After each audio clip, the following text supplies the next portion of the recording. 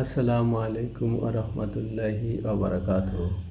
সম্মানিত ভিউয়ার্স, আজ ২৭শে নভেম্বর বৃহস্পতিবার, ১২ই অগ্রহায়ণ ১৪৩২ বঙ্গাব্দ এবং ৫ই জমাদুস সানি ১৪৪৭ হিজরি।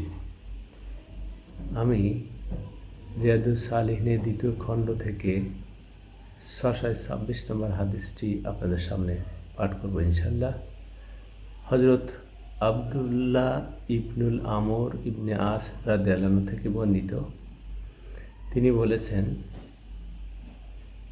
রাসূলুল্লাহ সাল্লাল্লাহু আলাইহি সাল্লাম অশ্লীলতা পছন্দ করতেন না এবং তিনি অশ্লীল ভাষীও ছিলেন না। তিনি বলতেন, তোমাদের মধ্যে তারই উত্তম যাদের চরিত্র উত্তম। বুখারী ও মুসলিম। মহান রব্বুল আলামিন আমাদেরকে উত্তম চরিত্রের অধিকারী হওয়ার তৌফিক দান করুন, আমিন।